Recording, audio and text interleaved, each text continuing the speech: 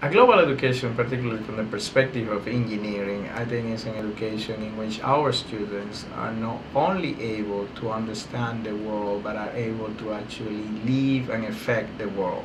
And in our perspective, particularly from an engineering point of view, we actually look at that from multiple perspectives. One is in which the students are able to be exposed to multiple ways of thinking that actually brings different backgrounds to bear, different perspective in which people kind of bring their notions and their preconceptions about their work and how they see the world.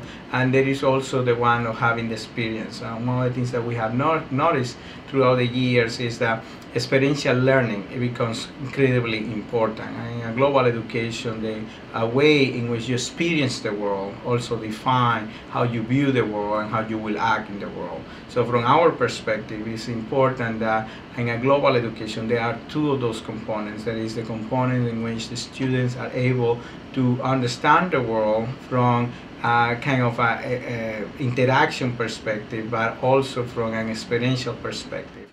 I believe that we do have a major responsibility, and the responsibility particularly from our position. In our school, engineering is an important component, but also from the perspective of Columbia University. We are a global university that happens to be located in New York. So we do have significant responsibility to educate the global leaders.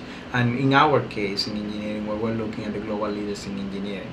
So those are individuals that have the fundamental knowledge as well as the background necessarily to affect change in a technical world. And it depends on the area that they choose, from chemical engineering, computer science, electrical engineering, civil, mechanical, biomedical. So they have to have that deep knowledge about the technical aspects of engineering, because at the end of the day, they have to be able to demonstrate and to be able to come up with the solutions, the technical solutions that the world needs. We actually are also very heavily working on trying to increase the number of internship opportunities that our students have during the summer that are global in nature. And we actually feel that that's a very important way to achieve two items at the same time, and it's almost like feeding two birds with one seed.